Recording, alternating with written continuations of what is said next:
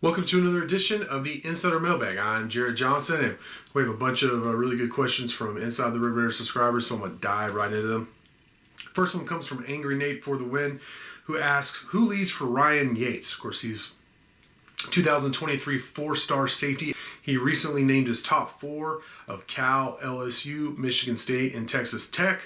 Well, first I have to lead off with the fact that, of course, 24/7 Sports Director of Recruiting Steve Wiltfong, who does a great job. He's really plugged into, most of the programs around the country, and certainly Texas Tech. He's very plugged into the Red Raiders.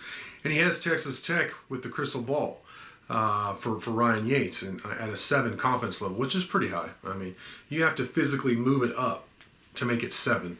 So I feel like he feels like Texas Tech is in the lead for Ryan Yates. So that being said, LSU is a program to always fear, in terms of recruiting. They have a lot of pull, a lot of tradition. They're in the SEC, all that. They're close enough to the Metroplex to where that could be a problem too. And I know Ryan Yates wants to play closer to home. Or at least that is a desire. I don't think it's a open and shut case like I'm going to play close to home. But I know that's something that he's mentioned he wants. But Michigan or LSU is something to consider. So I think Texas Tech is obviously in the mix. Cal I see as being in 4th, but I think Michigan State is someone to watch. He's going to visit the Spartans. He's going to visit Michigan State. I think there's a story out there where he's saying he's going to visit twice. I knew he was going to visit. I didn't know twice. But that's something to watch out for if he has a really good visit there. I think Michigan State could win the recruiting battle for him. I think they're up there. If I had gun to my head, where do I think he ends up? I think it's Texas Tech. But that being said, I don't think this is over. Let's see what happens with these visits. I definitely think Michigan State's in the mix. I think LSU's, you can't count out LSU. Cal, I don't know. That sounds like an outlier to me. I haven't heard a lot of info about Cal being, other than the fact that they made his top 4. Out of those 4, if I was going to exclude one and say probably not happening, it would probably be Cal. So if he ends up there, I'm going to look bad. But that's really what I believe based on the information I have. Next question comes from Red Ranger, who asks, what's your way too early football record? Yeah, you know what, man? My goal for Texas Tech football in Coach McGuire's first year, and this may not be what people want to hear, but this is the truth. My goal is 6-6, which means just go to a bowl game. Let's keep this bowl game thing going. But if they can win 7 games, I'll take it. They have a tougher non-conference schedule. They should win the first home game against Cupcake. Then they got Houston at home. Honestly, they should win that game because they've dominated the series recently. But I wouldn't consider that necessarily an easy game. Then they play at NC State. That's going to be a tough game. NC State's a top 25 caliber program. They're tough to play there. It's going to be a tough game. So from there, you have your normal Big 12 schedule. And, it's not going to be insurmountable. Tech has skill position players for sure, and some really good football players on both sides of the ball to win enough games to win, let's say, 5 conference games to finish 7-5. But that would be the first Big 12 winning record in how long?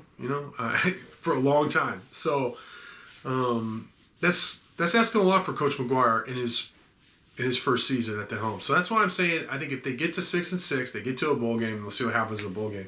But if they can get to that, get back to a bowl game, I would consider it a successful season in his first year, because that's a building block. You keep the bowl game streak going, which would be 2 at that point, but still, you don't take a step back. So that's where I think Texas Tech finishes at 6-6. Red Raider in Lubbock asks, what's my reaction to the weekend baseball games? Yeah, obviously Tech got out to a really nice start with that comeback win over Michigan, but then dropped 2 to Auburn and Arizona.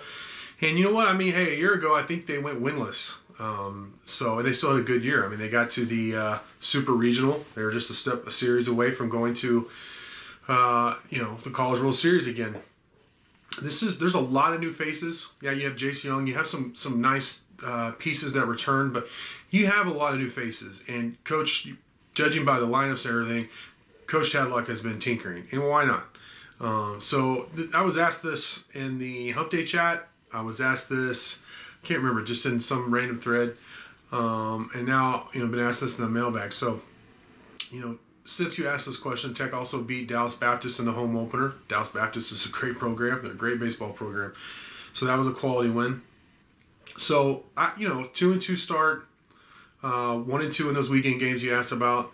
I mean, that sounds about right, honestly. I would have, I think I said they'd win 2, just throwing it out there before the weekend series.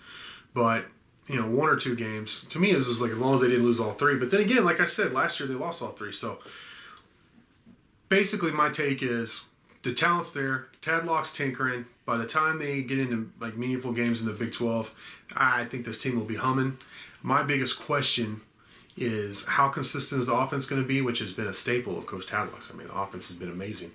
But then also, what about the bullpen? Are they going to have a consistent bullpen this year and enough arms? But, we'll see. Just like I said, a lot of new faces. A lot of those questions can't really be answered at this point in the season. But my takeaway is talented, still tinkering, a lot of new faces. I have total faith in Tim Tadlock. Panther Cat asks, is there any idea when portal grad transfers for men's basketball will be known and which positions we will target? Best guess, yeah. I mean, well, I think obviously Tech's going to have to target some big men, some grad transfers or, transfers in general that are quality bigs. And they just did it. I mean, if you look at I've been going on and on about Tech's interior presence, how they dominate teams. This may be the best in terms of depth and talent and all that Tech's ever had in terms of all four big men at Tech right now are very good players. Bryson Williams is first team All Big 12. Kevin O'Banner's been very good, even though his shooting touch hadn't been what we thought it was. He's had some big moments against in big games, whether it be Texas where he hit 5 threes, Baylor where he hit 4 and just went off all the way around. Been a good rebounder. He's been a very good player. Marcus Santasilva, now he was a transfer 2 years ago. He's given Tech 2 very good years, and he, in his role, has really blossomed. He's one of the most important players on this team. And then Daniel Batcho, who, he looks like a future star. Everybody says it, everybody sees it, and I definitely agree with that. And he's been very good in his limited role this year, which was perfect. Perfect way for him to build and progress and become a star. I think he's probably the best NBA talent on the team in terms of just pure talent. His size, length, athleticism, all that. It's a skill. I think he could be an all Big 12 player. I really do believe that, and a future NBA player. So, all 4 of those guys, Batcho transferred in from Arizona. So, they can do it. Coach Adams and the staff has shown they can do it, and I expect them to target big men because they're going to lose everybody but Batcho after this year, more than likely, unless O'Banner comes back, because he does have another year. So we'll have to see. Now, in terms of when and where, who knows? We won't know till after the season, really, because then it'll be the Wild West again. Players just transferring all over the country. So there's no way to know right now. It's impossible. It's impossible to even know exactly what Tech's going to need right now. So we'll have to see. I think at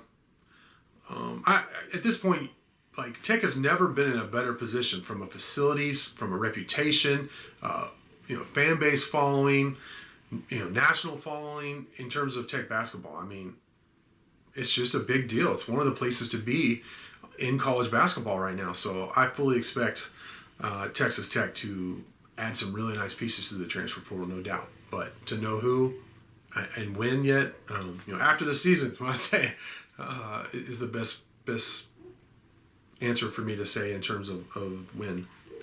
OBX Raider asks, Cole Spencer, offensive lineman from Western Kentucky, just went into the transfer portal. He was first team all conference. Have I heard if Tech has any interest? Yeah, well, Tech's added 7 offensive linemen this offseason already, including, I believe, 3 or 4. I can't remember which one's high school and transfers, but some guys to play right now, some guys to build for the future, and that was a goal. That was a huge goal. That was one of the top goals for Coach McGuire and the staff. But I think that's been accomplished. This class is pretty full, but I think there might be 1 or 2 more spots depending on how they work it remaining. And it's what I've been told is they're looking to add defensive linemen, and I think specifically some more beef interior defensive linemen, so to play either nose or defensive tackle. So that's what I expect. But we'll have to see. Maybe he's too good to pass up, That's one thing I mentioned in other videos about Coach McGuire. I really like that. He's willing to go get like the best people available, whether it be coaches or players, and then make things work, which is a sign of intelligence and a good manager, in my humble opinion. So we'll have to see. I don't think anything's set in stone, but you ask me my opinion right now, I believe if they add anybody else, it'll be a defensive lineman. This is a really good question, and it's really hard for me to say to either way right now. Seaballs 20 said, would this 2022 Texas Tech basketball team beat the 2019 national runner-up team? You know, that team was special. You had a Big 12 Player of the Year in Jared Culver. You had Davide Moretti, who was one of the more efficient players you'll ever see in college basketball. You had Norris Odiasi, ultimate team leader, and somebody you cannot bully. And then you had those two grad transfers in Tariq Owens, who was perfect for this defensive system. Just a great rim protector, great face-up shooter, could finish at the rim. He was clutch. Matt Mooney, who one of the best defensive guards I've seen in a long time, period. But he was a guy capable of going off for 25 or 30 points, like he did on Michigan State when he hit all those threes. And had a good mid-range game too. So that team was really good. You had Brandon Francis coming off the bench. Who else did you have off the bench?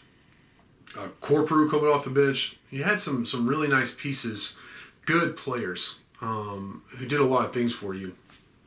It was suffocating defensively. And when Mooney was going off offensively and Culver wasn't just too worn out from everything he did, they were really tough to beat. I mean, to me, I really believe this. I really do. It's not just saying this. If Tariq Owens doesn't get hurt in the semifinal, I think Texas Tech is, they're your national champs of that year.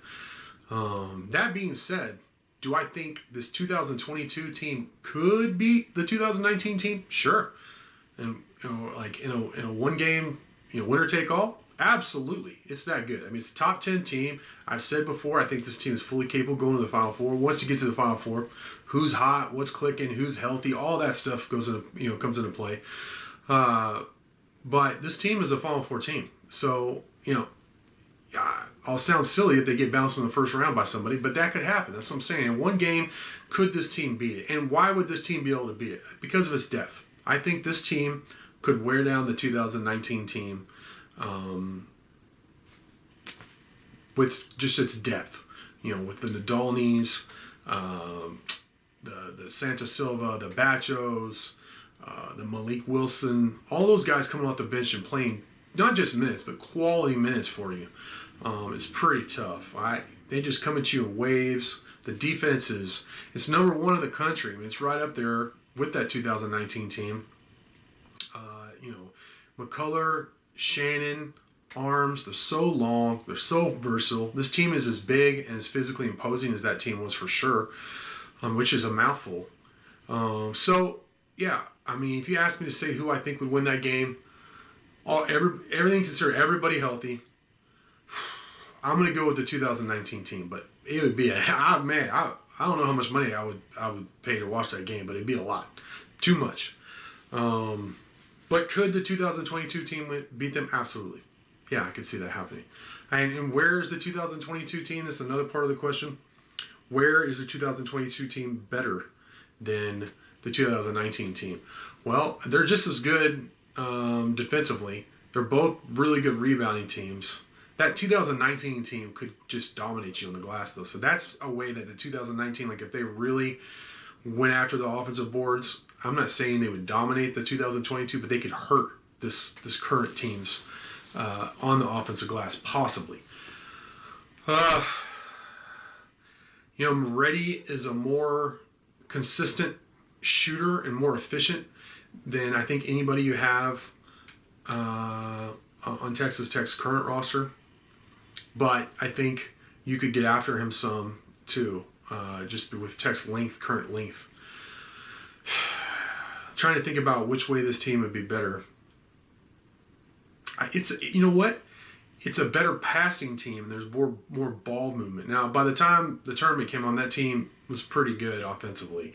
When they took the ball out of Culver's hands and gave it to Moretti and Mooney more, so Culver wasn't asked to do too much. They became a much better team, and they became a more fluent team offensively. It wasn't just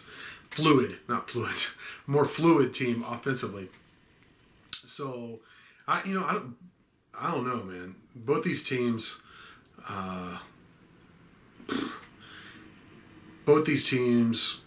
have very few weaknesses. So I would say if I had to pick one thing that this team has over the 2019 team is quality depth, more depth and real quality depth. And they had some. Brandon Francis was good. Kyler Edwards was a freshman who was big in the tournament. Corporal did some good things. Don't get me wrong, they were good. But I would take this bench over that bench in a heartbeat. So that's where I'd say the biggest strength is for the current team. Well, all right, that's going to do it. Great questions from y'all as always. I really appreciate you watching. And until next time.